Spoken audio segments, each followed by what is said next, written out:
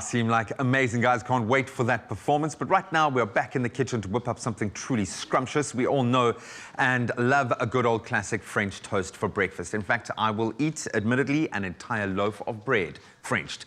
But have you ever had a masala-flavored French toast? I have not. Chef and co-founder of the very popular food blog, My Hungry Husband, Ilhaam Anwar, now joins us in the kitchen to share a recipe for this Indian twist on an old favorite. Ilhaam, what inspired her to make this? I'm really keen to know because I sense there is an emotional tie-in here. Yes. Ilhaam, a very good morning. Welcome. Morning. You didn't bring with a hungry husband? No, I will be that guy today. I will be your hungry cohort for today. But this is quite an interesting. It feels like something that someone should have done before because it's a simple idea, but brilliant. Yes, it is. And so I grew up eating this.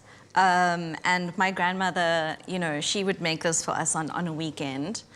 And it's a really great meal because it's quite substantial. If you think of, you know, if you're thinking of French toast and it's just the sweet one, yeah. This one is just a lot more substantial. I'm all about savory French toast. Yeah. Really, like I'll make enough so I can have both. Yeah. But you've got to have a good, you know, savory start.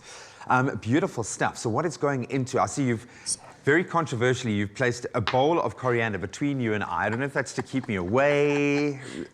No, I'll just move this over here, just so that we don't start a war or anything. Thank you. No, okay. I don't want to start any divisions in this kitchen, especially if you're going to be whipping up something as scrumptious as this. So I'm guessing we're kind of starting with the basics of a French toast, but yes. How do we twist it up? So basics of a French toast, we've got our eggs and our milk. So I'm just going to put in a splash of milk for this, and then I'm just going to add a pinch of salt, some coriander and some cumin, some ground coriander and cumin.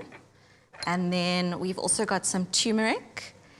And if you like chili, you can add that in. Yes. So we're just gonna add everything in. And then maybe for the chili, I'll just do like a little bit of chili. And you can totally add garlic if you like garlic with your eggs early in the morning. Love that. And then we're going to whisk this up. I suppose that is you think about it. If you're going to be heading out for the rest of your day in a very social or work environment, if you're going to add the garlic, just kind of think that one through, you know? So that's it. That's just your custard base. And then we're going to dip our bread in here. Do you have a particular preference with the kind of bread that you use for this? So, you know, you can use ciabatta or sourdough, whatever really you have in your pantry. Yeah, in your pantry or freezer.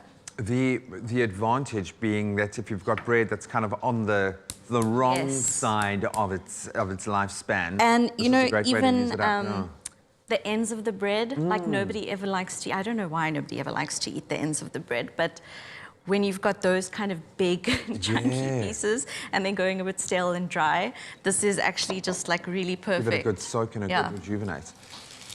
All right, so you've used liberal oil because I think that's often where my French toast will fall apart is, you know, if in the cooking of it. Or I'll soak it for too long and then end up with like an omelette with a little bit of bread in it. So if you are making a sweet French toast, you could also use butter. It would add a really nice flavor to your French toast. Is this something that what is your husband's name? Kashif. What is his favorite breakfast? Is this something that he loves eggs, so he does like this, but his favorite would probably be like scrambled eggs and a croissant or something like that. Yeah, very fancy. Wow, yeah. Okay. Well, this is fine for me. Okay, I'm not as fancy. This is just perfect for me. What's the trick when cooking French toast? Because you obviously want it to kind of cook through, but without burning on the exterior. Is it a lower heat for longer? How do you get that right? I think, you know, with something like this, if you've let the bread soak for quite a while, you do want everything to cook, but you don't want it to be dry, because that's the worst. You know, you still want it to be kind of like moist in the center, a little bit of... but I think it depends how you like your eggs. Whether you like to eat your eggs when they're still a little bit on the soft side. Softer or for sure. So you can see you've got some really nice color on there. Golden brown. And we're just going to flip the other one. Oh, look at that. That looks beautiful. And popping with the yellow with the turmeric. That's cool. Yeah, and if you like coriander, you can add coriander to your egg mixture. Batter. Yeah. But we're not doing that I shall not. We're just going to sprinkle a little bit on top.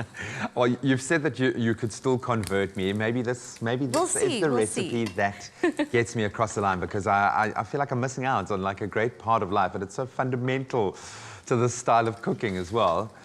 Oh, that looks beautiful. And it's really quick, and you know, you can make this for the whole family. For sure. You're only limited by the size of the loaf of bread. Really. Yeah, basically. And a little bit of coriander. Well, that's a lot of coriander. That was a lot. It's fine. A lot of coriander. Girl, it's your breakfast. It's your choice.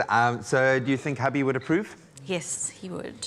Well, I certainly do. It looks absolutely beautiful. If you'd like this ingredients list so you can create this beautiful masala French toast yourself, you can find it on espressoshow.com.